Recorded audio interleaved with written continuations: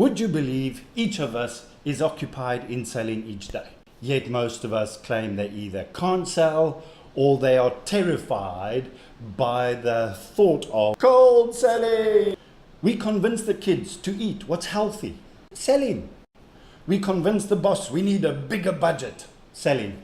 An employee buys into working on his cherished weekends. Selling. You present knowledge on a course. Selling. Millions of sales transactions occur daily, the majority handled by people that claim they can't sell.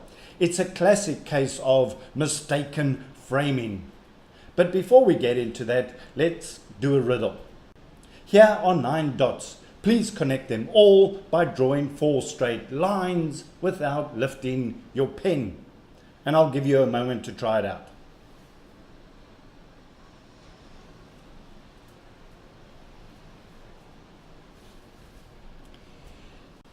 If you've remembered the solution or solved it by yourself, well done. If not, here's the solution.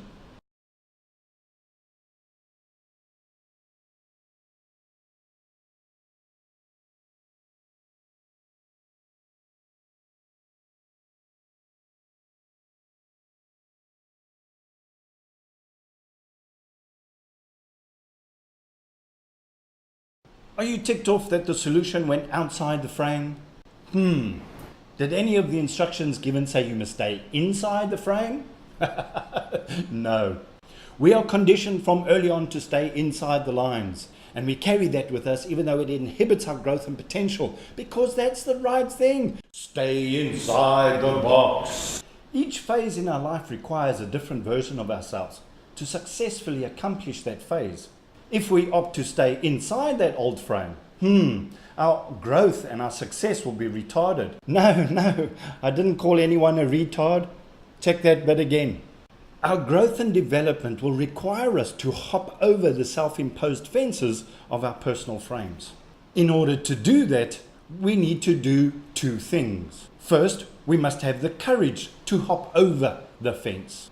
The second is we must have the knowledge, the understanding of what that fence is in order to hop over it. Right now, I'm going to help you with the second one. So as it happens, each of these fences or side of the frame has a specific name. And in order to hop this fence, we need to understand its name and what it does for us or to us. The first fence name is the fear of the unknown. When I hear people are afraid of the unknown, I know they haven't planned properly. Fear is born out of ignorance. Ignorant meaning not knowing rather than rude. Ignorance or not knowing gives rise to anxiety, which fosters confusion and results in paralysis, failure to move. Hopping this fence requires the jumper to define where it is they want to go, have a purpose, have a clear and specific end picture. The end picture, as in a seed, lies the plan or the imprint of the final result, the end picture, the purpose. As the seed transforms into this picture, it relies on the inputs from the elements and the environment. This is the basis for true goal setting for organic being like yourself. Be clear on what your end picture is. Define what it is you will achieve and leap. The second fence in the frame is known as the pull of the past. This fence is born from it has never been done before, so it can't be done now. Roger Bannister was surrounded by people that said it was physically impossible for a human to run a mile in under 4 minutes. Similarly, many organizations threw a lot of money at the development of a flying craft, and when it nosedived into the gravel, they said it can't be done. Meantime, the Wright brothers encouraged each other with the words like, "Don't worry, brother, I can see us flying in a smooth and comfortable manner." Bannister and the Wright brothers didn't study the failures of others. They studied the invisible principles that would enable them to achieve their goals. To jump clear of this fence, you must believe that what was, will be. What will be, was. This is a matter of principle over performance. Each successful performance is governed by principles that make it work. We need to study, practice, and master these principles. Misguided steps and the occasional failure don't define the principles. They serve to make you stronger, fitter, You need to practice in private and perform in public. The third fence is known as lack of instant results. Why is it we understand if we plant a seed today, the fruit won't be ready tomorrow? There is a harvest time. Yet we want instant results from our efforts, from our faith. Don't be fooled. When you plant seeds, in due season you shall reap, if you faint not. This is a ladle. Firstly, it's hard. It maintains its shape. Imagine if I had some press-stick or dough or clay and I was pushing it into its shape, into the shape of the ladle. The ladle will maintain its shape.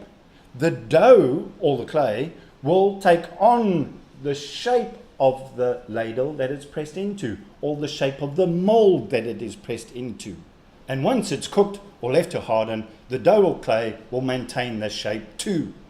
The ladle represents our faith. The dough or clay represents our circumstances.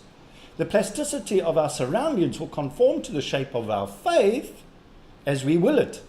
Our faith gives the shape. Our will makes it rigid. You can keep on knocking, but you can't come in. Be clear about the end picture. Maintain it. Will it to the end until our circumstances match and harden. If you are weak-willed, what shape will the dough take? Flexible. Wrong shade. Nah. If you are weak-faithed, what shape do you actually want to will? To jump this fence, you must be steadfast in your faith. For in due season you shall reap. And really, don't keep changing the picture. The last fence to hurdle is the fear of failure. We often look at failure as if it is the opposite of success, when in reality it is a necessary part of our success. Failure gets rid of weakness, instills understanding, and forges mastery. Failure isn't the problem. The fear of failure is the problem. Fear is the true opposite of success. Fear is born out of ignorance and fosters anxiety, which results in paralysis, the lack of action. Here is the shocking thing. Fear and faith are the same thing, the same force. Both of them take a shape, become a mold to which our circumstances will conform. Not maybe, your circumstances will conform to the mold that you have. Both fear and faith operate out of the I am. The picture that we have of our I am shapes our reality. It is the direction that differs. Fears take us away from what we want, and faith takes us towards what we want based on the I am that we have defined. We gravitate, or if you will, attract that which we focused on, whether it's fear-based or faith-based. Jesus in his hometown was asked, "Who are you?" And his answer caused those that surrounded him to want to kill him. He answered, "I am." And that threw everybody into a rage. Why?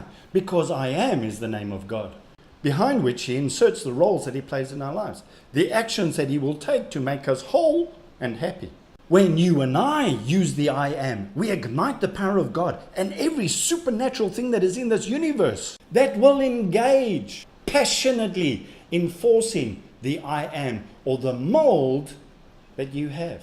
What you put in after the I am in your life will be. End of story. Jumping this fence requires a careful inspection of our personal I ams and conformance to the true identities that we own. Philemon verse 6 says, our faith becomes effective by the acknowledgement of every good thing that is in me, in Christ. Align your I ams with the truth of Christ in you. Align your I ams with the purpose you desire to achieve, and it will be so. End of story. As a man thinks in his heart, so is he. Or, if you like, as a man defines himself, so shall he act. Staying inside the frame when the new phase in your life arrives will disempower you and cause you to repeat that phase until you succeed.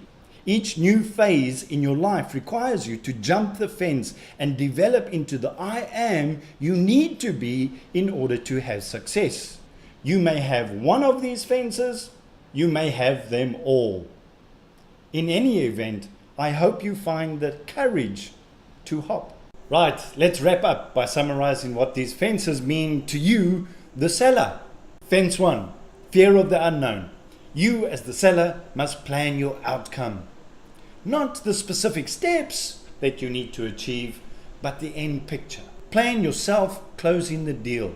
Dig your ditches. Be sure of that I am and focus on it, him, her. Fence 2. The pull of the past is cured by the principle over precedent.